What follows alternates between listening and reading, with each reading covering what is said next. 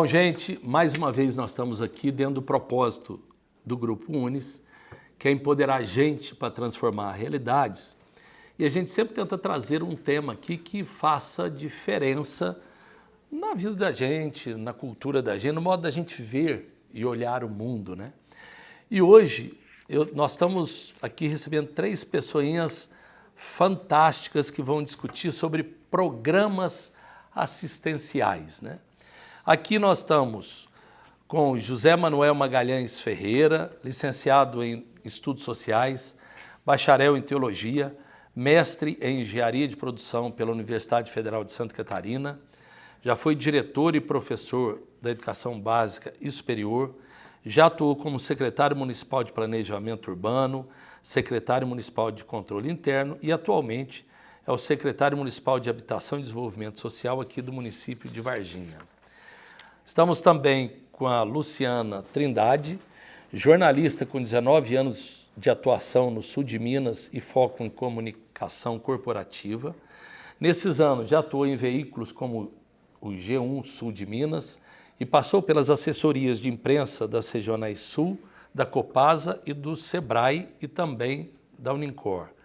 Atualmente é assessora de comunicação do Via Café Garden Shopping, onde já está há 5 anos, jornalista da rádio MG1 e atendimento e produtora de conteúdo da Prefácio Comunicação, agência de BH. Estamos também com Beatriz Rezende Rocha, assistente social, especialista em instrumentalidade do serviço social, mestra em gestão pública, já atuou como docente e possui 8 anos em experiência em políticas de assistência social. Bem-vindo, gente. Afinal, o que são esses programas assistenciais? Tem necessidade mesmo? O que vem a ser isso? Posso puxar? Pode, por favor. Porque, né, com a minha formação é um tema que me agrada muito, então quando a gente vai falar, né, desses programas sociais, eu penso, professor, que eles são necessários porque a gente vive num país que não tem equidade. Então, esses programas assistenciais, eles são necessários, mas ele tem um viés de cunho político também. Então, assim, eles são necessários, tendo em vista que nós temos um país que é desigual, porém, se utiliza desse meio, desses programas assistenciais, para uma política de cunho eleitoreiro. Então, eu acredito que eles são fundamentais. Sem eles, a gente estaria com maiores números, né, de pessoas em índices de pobreza, mas eu acredito que tem um viés político-eleitoreiro muito forte. Então, assim. em relação a isso, até para pensar, né, quando a gente pensa assistência social, é a necessidade ou uma questão política? Porque, por exemplo, quando a gente olha lá atrás, o Sarney, na época do presidente Sarney, tinha lá o programa do leite, a grande questão era do leite. Depois passou outros programas, era do gás e não sei o quê. Aí depois, ou seja, é como se as questões sociais, elas mudassem conforme o foco do governo que entra. E aí, onde fica a necessidade real, entende? É o que eu estou querendo perguntar? Sim. Ou seja, nessa questão política, as questões sociais mudam ou é o viés do olhar político que muda diante das necessidades sociais? Eu acredito que seja o viés político, porque a questão social, igual o senhor mesmo colocou, era o leite, era o gás, aí agora a gente tem o Bolsa Família, que veio, né, na época do governo Lula, e a gente tem uma proposta do governo agora do Auxílio Brasil, que é modificar um programa que já tem, que aí entra no que o senhor colocou desse viés político. Então eu acredito sim, a questão social é a mesma, mas cada governo que entra tenta reformular algo que já existe com esse viés político, eu acho. É trocar a identidade de algo que já existe, né? Exatamente. Colocar uma identidade do governo atual, principalmente quando pegando o exemplo de agora, que a gente precisa mudar o governo anterior, né? Então, tudo que foi do governo anterior já não é bom, então a gente precisa dar uma nova cara. Então, é mudar exatamente um perfil de um programa que já existe.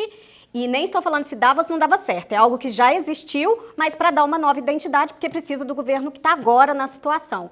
E aí esbarra muito nisso, como você disse, da questão é necessário, porque eu entendo que é necessário. Tendo o Brasil existe essa necessidade, né? Somos um país muito grande, com necessidades muito grandes, regiões muito diferentes dentro do próprio estado. Se formos pegar o nosso estado, né? A gente está no sul de Minas, mas o norte de Minas tem uma situação totalmente diferente da nossa, então a gente sabe que são necessários. Mas até onde, né, esse necessário está esbarrando com o que é ou não efetivo atualmente também. Né? Pois esse é um problema, né? A assistência é a febre do sistema, né? A assistência é a febre do sistema. Se tem assistência, alguma coisa está errada. Sim. Então, isso não tem dúvida, né? O ideal da assistência era acabar. Eu estou numa secretaria, qual é o ideal dessa secretaria? Acabar. Eu não posso me vangloriar que hoje eu tinha 20 pobres, amanhã eu tenho 80. Tá? Então, o ideal é esse. Mas a nossa sociedade não consegue trazer alguns junto. Não consegue. O jeito que a gente estruturou, seja capitalismo, seja socialismo, vamos entrar nessa discussão. É uma questão histórica, né? A gente perdeu alguns no caminho. Perdeu alguns no caminho. E o jeito de fazer isso é assistência. O cara que falou o provérbio, é melhor ensinar a pescar do que dar o peixe, estava de barriga cheia. Estava. Onde é que já se viu? Se você for ensinar a pescar, o cara morreu de fome. E aí nós temos números contando isso. Então, que ela é necessária, eu não tenho dúvida também não, por causa do sistema. Eu nem digo que é por causa do Brasil, não, porque outros países também têm. O sistema nosso não consegue trazer todo mundo junto. Então, mas isso, e aí eu também concordo, né? A questão do Brasil, lógico que precisa, é só você caminhar pelas ruas, você vê. Sem dúvida. Mas junto com a assistência, né, social que nós precisamos realmente ter a sensibilidade, até empatia para tê-lo, não tinha que ter alguns programas mais, como se diz, mais estruturados na geração de emprego? Ou seja, como você disse, o ideal é que não tenha. Sim. Tá, mas o que nós concretamente está fazendo para não ter? Tem assistência social, estamos lá, mas e como é que faz? Porque também cada governo vê numa ótica, né? Aí vamos ver, vamos ver o menor aprendiz, depois vamos ver o outro, né? Saiu uma palavrinha mágica aqui, né? A palavrinha mágica é equidade. Essa é a palavrinha mágica. Porque a gente só lembra do Bolsa Família, do Bolsa Gás, do Bolsa... Mas a política, é ali que vira eleitoreiro, né? Que, na verdade, o que a gente tinha que fazer? Reforçar as instituições, não é montar programa. Reforçar as instituições. Hoje, o que está precisando funcionar? Escola e saúde. Então, a área da assistência tinha que primeiro fortificar a escola. Quantos analfabetos nós temos agora, depois dessa pandemia? Realmente. Não é verdade? Se a gente não socorrer aqui nessa escola, o CREAS mais tarde vai ter problema. Não é verdade? Então, essa é a política. A mesma coisa a saúde. Qual é a melhor campanha hoje? É a segunda dose de vacina, tá certo? Então, quando se fala em equidade, o fortalecimento das instituições é fundamental. Então, quando o cara entrega a Bolsa Família, mas esquece de reforçar a educação, esquece de reforçar a saúde... Às vezes até um princípio básico do saneamento mesmo, né? Perfeito, perfeito. Então, a Bolsa é quando você já reforçou a instituição, já deu oportunidade, já criou acesso, nada deu certo. Aí vem a Bolsa. Ela é o final da fila. Que é que faz o caráter político? Inverte, né? E aí fazendo uma crítica, né, a hora que o senhor coloca, professor, né, então vamos investir em emprego e para a gente não ter essa assistência social. A crítica que eu penso é que não seria interessante politicamente para isso. Por quê? Porque a assistência social, querendo ou não, ela gera uma relação de dependência e politicamente isso é interessante. Então, assim, se eu capacito a pessoa que está lá na assistência social, se eu dou um emprego, se eu tenho uma educação, etc., ele não vai precisar da assistência. E na maioria das vezes, a assistência social ela é utilizada com essa moeda de troca, né? Com essa questão do favor. Então, assim, a crítica que eu penso é que não se pode investir tanto ou não querem investir tanto em outras políticas de geração de emprego e fortalecer a educação básica, etc., empoderar essas pessoas, porque eu tenho dentro da política de assistência social um clientelismo. Teria uma dependência maior do Estado. Exatamente. Né? Então, assim, é uma moeda de troca, é o favor. Então, aí sim, essa questão eleitoreira, né? Exatamente. Que aí pega exatamente uma maior parcela da população que depende desses programas e vamos continuar trabalhando em cima disso porque é meu eleitorado. Porque se eu emancipar aquela pessoa, ela não vai empoderar, emancipar, ela não vai precisar da assistência. Então, não vou ter esse clientelismo, essa moeda de troca. Tem umas coisas que a gente achou que ia acontecer que não aconteceu, né? O Bolsa Família ia aumentar a fertilidade. Diminuiu. Diminuiu, o número de filhos diminuiu. Então não foi o Bolsa Família que aumentou o número de filhos, tá certo? Aumenta as pessoas que não querem nada com a vida. Não, o que aumenta as pessoas que não querem nada com a vida é a falta de oportunidade, é a falta de emprego, não é o Bolsa Família. Né? O BPC, né? A pessoa que é deficiente física, ela ganha um salário mínimo por mês. Qual é a empresa que emprega um deficiente físico com mais de um salário mínimo? Num cargo de chefia, por exemplo, né? Tá certo? Então, estruturalmente, tem algumas coisas que precisam ser conversadas. Tá? O Ministério do Trabalho obriga, por exemplo, o Unis a ter quantos por cento de deficiente? Eu não sei a lei, 10%? mas... Alguma coisa tem uma assim? questão tem na uma lei. porcentagem. É questão na legal, legislação. tá certo? Você não acha a pessoa para preencher aquele cargo. Você não acha. E assim vai. São coisas... Aí você voltar para a sua pergunta. É necessária assistência? Óbvio que é. Óbvio que é. No fundo, a gente gasta muito pouco com assistência. Hoje, no Brasil, se gasta 1 bilhão por mês com assistência. 1,2 bilhão. O fundo eleitoral é 5 bilhões. As emendas parlamentares são 16 bilhões. Paga todas as Bolsa Família durante o ano inteiro. Então tá de sacanagem comigo. Né? E isso é uma questão que eu acho que a gente tem que refletir mesmo. Lógico. Como está sendo colocado, porque é uma inversão de valores. Né? Com fome não se brinca. Porque quando a gente vai discutir, quando uma pessoa passa fome, passa necessidade, fala, não, vamos criar, não, mas passa fome hoje. Eu passo necessidade agora. Se você vai fazer um programa daqui 5 anos, não resolve meu problema hoje. Né?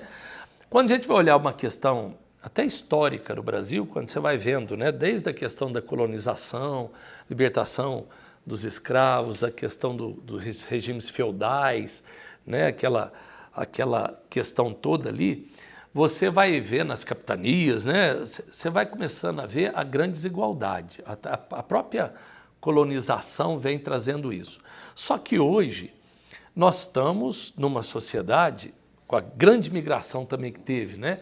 Do campo para a cidade, nós estamos vendo a questão das favelas e o Estado acaba não dando o suporte também necessário, nem articulação necessária, e isso vai gerando uma questão da própria violência urbana, ou seja, uma coisa vai puxando a outra. ciclo vicioso. Agora, quando a gente fala de fome, nós estamos num país gigante.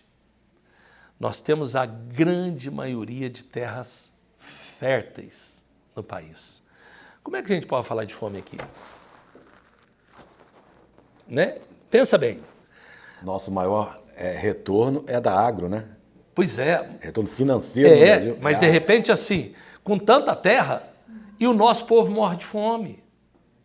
Ou seja, isso são devido aos latifúndios? Isso são devido a quê? Não é simplesmente uma questão egoísta de virar e falar assim, eu vou produzir só para mim ou só para vender. O que acontece? Como é que nós estamos num país desse? Se você estivesse na Groenlândia, fala assim, o povo morre de fome, ok, mas aqui, como é que vocês analisam isso? Eu acredito, professor, que, como o senhor mesmo colocou, historicamente a gente está numa sociedade que é desigual. Então, quando a gente está no sistema atual, que é o sistema social do capitalismo, ele já mostra, né, essa desigualdade que a gente se encontra. Então, assim, por isso que essas políticas são necessárias, porque eu não busco, e é aquilo que a gente estava falando anteriormente, eu não quero a ascensão daquela pessoa, eu não quero empoderar aquela pessoa, eu quero fazer com que aquela pessoa se mantenha naquela situação de vulnerabilidade que ela se encontra. Então, assim, nós somos uma das maiores economias, nós temos terras férteis, mas a gente ainda tem, mais atualmente, depois da pandemia, esse número piorou, mais 20 milhões de brasileiros passando fome no Brasil. Tem índices de extrema pobreza que aumentou, quase triplicou, de 4,5% para 12,7% de porcentagem de pessoas na pobreza. Então, o que levou a isso? Né? O que essa pandemia agravou isso? Então, eu acredito que seja por uma falta também de educação básica, eu acho que começa na educação, né? Se a gente capacitar aquela criança que está lá na escola, para ela ter uma perspectiva, para ela ter um emprego, eu acho que a gente começaria por aí, mas eu acredito que é pela desigualdade. Eu acho que a desigualdade é muito grande. Se a gente for verificar aqui no sul de Minas, a nossa realidade é diferente, igual a Luciana colocou. Norte e Nordeste é muito mais precário, é muito mais diferente, né? Todo o contexto, todas as demandas sociais e toda a realidade. Então, eu acredito que toda a distribuição é muito desigual. E pegando o nosso assunto principal, por exemplo, das políticas de assistência, será que, então, elas são efetivas da forma como elas funcionam hoje? Que seria o quê? A gente fornece um valor X para cada família. Será que é efetivo, então, para acabar com a fome, por exemplo? Será que a gente não devia tentar, quem sou eu para falar, né? Mas tentar um modelo diferente de levar, sim, alimento para essas pessoas, para que elas possam não passar fome, ao invés de repente, dar um auxílio financeiro? Não que eu não acho que essas pessoas utilizem o dinheiro para comida, mas é para tentar uma segunda alternativa, porque da forma como está, a gente viu que não funciona, porque a pandemia deixou muito claro que não funciona, porque aí pessoas perderam o emprego e aumentou-se o número de pessoas em fome. Isso não só aqui, né, no mundo, é uma questão mundial, nós não estamos falando só nossa. Eu não tenho dados para isso não, tá? Mas eu acho que uma coisa que salta aos olhos, né? A descontinuidade de políticas é um problema sério, tá certo? Uma das causas hoje da fome no país foi uma concentração muito rápida nas cidades, sem ter suporte, estrutura de emprego, renda, educação dentro da cidade. Há uns anos atrás, nem você é da minha idade, você está triste aqui, né? Há uns anos atrás tinha uma política de cidades diques. Varginha era uma cidade dique. Tá? Então Varginha tinha que ter uma estrutura suficiente para evitar que as pessoas chegassem em Belo Horizonte. Morreu esse diabo dessa política. Tá? Um velho professor meu falava assim, quer esvaziar uma zona rural, bota uma escola lá. É só botar a escola lá, não fica mais ninguém. Né? Porque a gente leva para a zona rural exatamente o mesmo programa que a gente tem na cidade. Então, o que é que aconteceu? Saiu, veio questão de maquinário e a cidade não tem suporte para todo mundo. Então, tem gente passando fome, no meu modo de entender, nas cidades, porque a cidade não conseguiu absorver nesse rápido espaço de tempo, por exemplo, oportunidades de estudo. Tá? Eu acho que cada cidade do porte nosso tinha que ter uma faculdade de medicina. Acho. Tá certo? Agora você bota uma faculdade de medicina. O Unis bota uma faculdade de medicina aqui. Nós vamos dar condição de acesso para a população daqui, estudar nessa faculdade. Tá? Então, esses dois binômios, oportunidade e acesso, tem que andar. Senão a gente vai ter comida, tem. Né? A gente não consegue ter acesso nela. Esse é o problema. Não tem a turma do tráfico hoje. Vamos baixar a maioridade penal. Que besteira. O que precisa é manter aquele moleque na escola. É isso mesmo. Ele tem que manter ele na escola. Profissionalizar, né? Ele não pode sair da escola. Aí vem um ministro e fala uma babaquice que a universidade não é para todo mundo. Não é para todo mundo porque não tem oportunidade para todo mundo, não tem acesso para todo mundo. Mas deveria ser para todo mundo. Mas deveria ser. O cara que não quiser... Hoje nós estamos precisando de técnicos em informática de nível médio. Agora o cara vai formar informática de nível médio e ganhar um salário que não consegue alimentar a sua família. Isso é terrível. Aí vem a fome.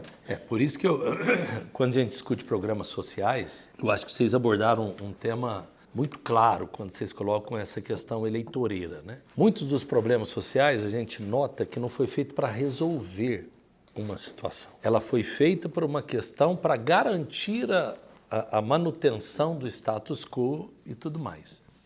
Agora, como reverter isso? Porque, na verdade, isso no sistema, e aí vocês devem lembrar disso, né? Você pega a Roma Antiga, os imperadores falavam, quer deixar o povo feliz?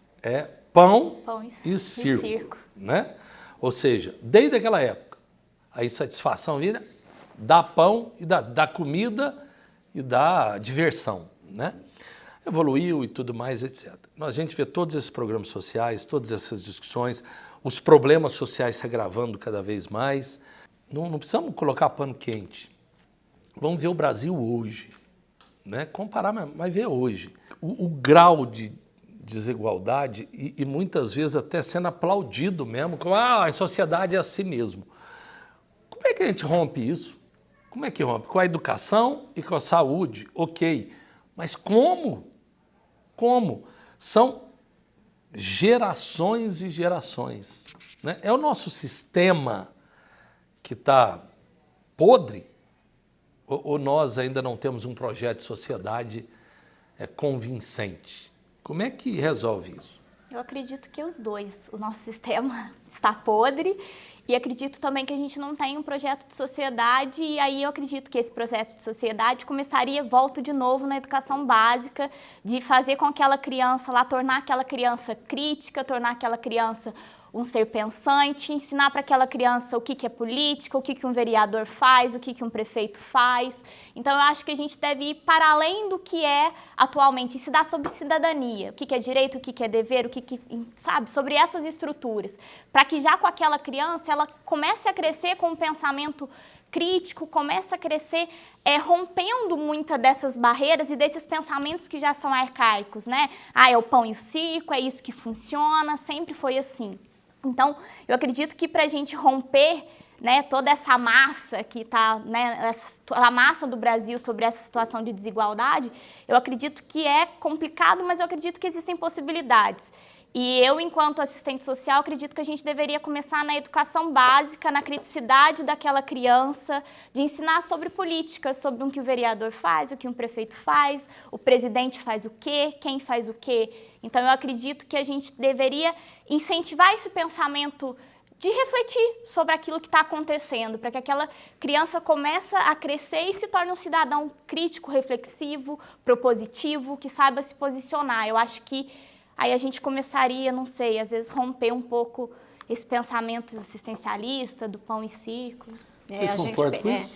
A gente pensa no futuro, acho que é assim, mas e hoje? Eu penso muito no hoje, nessa situação que a gente está vivendo, em pandemia ainda, né, que deixou tudo muito mais claro, a falta de emprego mais clara, essa questão da fome muito mais evidente. Como que a gente soluciona o problema de uma população com fome hoje? Como você disse, né, não adianta a gente pensar num programa para matar a fome daqui a 5 anos, mas e a população que está morrendo de fome hoje?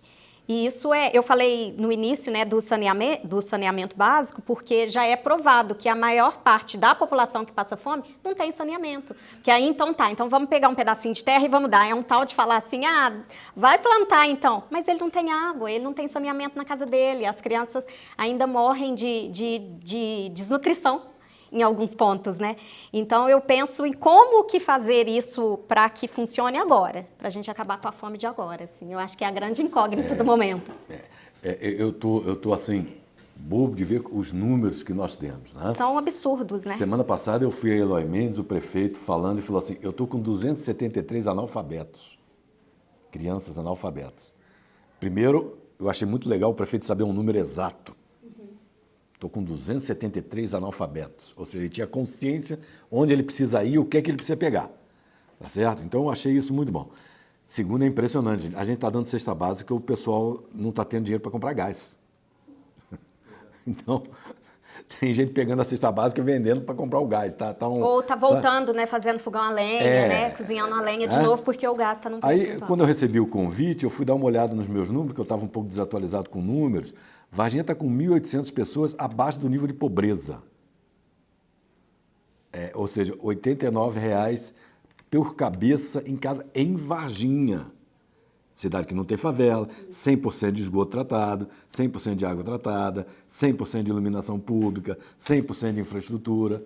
Então não precisa ir muito longe para ver que o problema existe e existe perto da gente. Tá lá. Né? Tá do nosso lado. Bem possível que alguns estão enganando a gente. Mas tem essa história do agora, não tem tempo. A gente está naquela fase, uma política municipal está numa fase assistencialista. Entregar a cesta básica, entregar... Eu ia falar da merenda, né? A criança se não voltar por outro motivo, volta para a escola. Nós temos testemunho de pau. Vai que ter um único merenda. Tem único. E, no fundo, o velho Paulo Freire, nosso patrono, ele já falava, criança de barriga vazia não aprende. Ponto. Então não vamos ficar com frescura, não. Tem que dar de comer e é agora. Agora, depois disso, a gente tem que manter a criança na escola. Custe Mas o que custar. tem uma coisa que eu acho que é fundamental, é isso mesmo, né, gente? Nós estamos com uma... Quando a gente para ver os números, a gente assusta. Assusta não. porque o sistema realmente, a política, o sistema que nós temos, e é uma questão mesmo estrutural e do mundo, não é só nosso, não. Então, por exemplo, eu tive uma experiência... Quando a gente é maior, a gente não pensa, a gente fala, parece que tinha mais razão, né? O professor Manuel conheceu, eu fui chefe de gabinete do professor Aloysio Pimenta, que foi um grande pensador, digamos assim. E o professor Aloysio Pimenta, toda palestra que ele ia, ele batia o seguinte: a gente soluciona o problema da fome no Brasil se a gente apostar na piscicultura. Qual que era a tese do professor Aloysio? Que um dos países onde mais tem a questão, né, fluvial, dos rios, etc., é do Brasil. O peixe tem tudo quanto é rio. Por que não potencializa as redes, né, que de repente o próprio governo tem programas mesmo de piscicultura, do qual o peixe é uma das fontes de vitamina, etc. Só que a gente não leva programas assim. Por exemplo, programa como este. Se todo mundo começar a apostar, os governos a apostar, você vai produzir peixe aqui no Brasil. Absurdamente. Absurdamente. Só que ninguém para nisso. A gente pensa muito mais no que eu vou fazer para aparecer. E aí uma coisa é ruim. A fome existe, nós precisamos socorrer, nós precisamos entrar mesmo. Mas uma coisa também fica chato, é que cada governo que chega muda o nome, muda uma coisinha, e de repente vai chegar outro, muda de novo, é como se quisesse enterrar, através da questão social, o outro governo. E aí nós não vamos evoluir. É até o que a Luciana colocou, né? Já existe, mas vai mudando a identidade porque aquele governo tem que deixar a sua marca. Sim. Então, se eu preciso deixar a minha marca, eu vou só mudar o nome, fazer o ajuste ali, né? Um programa legal. Legal assim, uma parte dele legal, outra, o Programa de Aquisição de Alimentos, PAA. É um negócio muito bem bolado. O governo manda dinheiro, compra alimentos do produtor, do pequeno produtor e distribui para famílias carentes. Tem o lado assistencial? Tem. Mas é muito legal. O governo manda o produtor tem garantia de entrega. Ele entrega e vai ser comprado. E voltando a falar do ciclo aí da educação, está funcionando agora em pandemia. Né? As escolas que não fornecem alimentos, a gente sabe que tem criança que a principal refeição é feita na escola. Né? Eu tenho irmã que é professora de escola da rede pública e ela fala de aluno que desmaia, a primeira coisa que você pergunta, você tomou café hoje? Não. Aí esse ano Varginha vai ganhar R$200 mil por PA. Vai durar um mês, né? Vai durar um mês. Por que o produtor vai produzir, esperando que ele vai receber? Se o governo mudou, isso era do governo tal, não faço mais. Aí está lá equipamento, está lá pessoal que a prefeitura colocou, parado. O SESC tem um programa legal, Mesa Brasil, trabalha com os bancos de alimento. Aí não vai, a coisa não tem, é político mesmo, é eleitoreiro. O cara agora vai mudar o nome, agora não é mais Minha Casa Minha Vida, agora como é que é? Casa Brasil. E aí nesse processo de mudança de nome, de mudanças de característica, esquece, eu acho que é a principal função, que é o quê? Prestar assistência para o povo, né? Nós temos 300 famílias na lista de espera em Varginha, porque o governo não está mais liberando o Bolsa Família, para que na hora que o programa novo dele vier, essa turma vai entrar tudo, que provavelmente vai trocar só de nome. Né? E aí, no meio da história toda, né, o que a gente acaba muitas vezes esquecendo é o lado humano mesmo, né, do ser humano, de uma pessoa que tem necessidades básicas de sobrevivência, além de ter a sua potencialidade toda, muitas vezes devido à falta de uma educação, à falta da saúde, a sua potencialidade toda. Por isso que eu acho que é muito importante, toda vez que a gente vai discutir sobre programas sociais, a gente lembrar. Nós precisamos tê-lo sim, a sociedade assim exige, não tem como, ela é muito desigual, mas a gente juntamente tem que pensar em como que a gente vai um dia não precisar mais de programas assistenciais. Você pode falar, isso é um mito, isso é uma utopia, mas se a gente não tiver isso em mente, muito claramente, e brigar por isso, nós sempre vamos estar achando que um vai ter que depender do outro até para sobreviver, né? Ou depender de um Estado para sobreviver. E nós precisamos realmente, quando se diz na questão da educação, uma revolução da educação mesmo, revolução da saúde mesmo. Precisamos olhar todos esses instrumentos realmente. Para que existe um governo, digamos assim? Né? O governo existe para dar uma ordem a uma sociedade, mas ao mesmo tempo para garantir condições de sobrevivência, de liberdade, de potencialidade geral para todo mundo. Senão, para quê? E aí eu acredito que os programas assistenciais têm que existir, isso é claro, mas a gente também precisa ter um pouco de criticidade para ver quais são os bons programas e quais que são aqueles que são feitos em época de eleição ou de um governo e depois deixa, porque a necessidade do povo continua da mesma forma. Né? O senhor falou a questão de potencialidade, né? E a gente está falando dessa questão, né, dessas famílias que estão em vulnerabilidade. Eu sempre penso assim, professor, o público que a gente atende é um público que está, né, em extrema vulnerabilidade, extrema fragilidade. Eu acredito que, né, nós que estamos na ponta ali, atendendo na política de assistência social, a gente deva trabalhar essa fragilidade, né, aquela situação, mas principalmente, eu acho que a gente tem que olhar a potencialidade daquele indivíduo. Então, eu lembro uma vez que eu estava num atendimento, e aí foi um atendimento de cesta básica no município pequeno a qual eu trabalhava, e aí ela falou assim, eu estou procurando emprego, mas está muito difícil. Eu virei para a senhora e falei assim, mas a senhora é boa no quê? Ela me olhou, falou assim, mas ninguém me perguntou isso. Eu falei, o que a senhora faz bem? Eu faço bolo bem, meus filhos elogiam e tudo. Eu falei, a senhora conseguiria fazer bolo bem? Ela estava desempregada. A senhora conseguiria fazer bolo para vender? Olha, eu posso tentar. Então, assim, eu acho que é a gente enxergar o outro e a potencialidade do outro também. Então, assim, vamos trabalhar a fragilidade, vamos trabalhar a vulnerabilidade, mas vamos olhar para aquela pessoa, no que você é bom, no que você faz bem. Eu pinto bem uma parede, eu faço bem um bolo, eu faço... Então, assim, eu acho que ter esse olhar também é mostrar importante. Mostrar o caminho, né? Mostrar, exatamente, mostrar só um caminho também. Então, assim, as políticas assistenciais, os programas assistenciais são necessários. Sem eles, eu acredito que seriam muito mais de 20 milhões que estariam, né, na pobreza. Mas eu acho que a gente precisa enxergar o outro também, e igual o senhor estava falando dessa questão de potencialidade, sabe? De enxergar o que o outro tem de bom, o que o outro... para que a gente consiga emancipar essas pessoas, empoderar essas pessoas de alguma maneira. É bem claro mesmo. Empoderar, né? Precisamos acreditar nisso. Gente, nós ficaríamos aqui discutindo o tempo todo, mas o pessoal ali já está dando a dica que é para dar uma encerrada. Eu gostaria, né, que a gente discutiu um tema muito rico e que a gente fica horas discutindo e a gente sai muitas vezes extremamente reflexivo de uma discussão como essa. Ainda mais. Porque a gente vê a necessidade, ao mesmo tempo a gente tem um posicionamento e a gente vê as coisas muitas vezes não acontecendo como deveria acontecer e a necessidade de um povo cada vez mais gritante. Então a gente sai realmente reflexivo e eu espero que todos possam também refletir.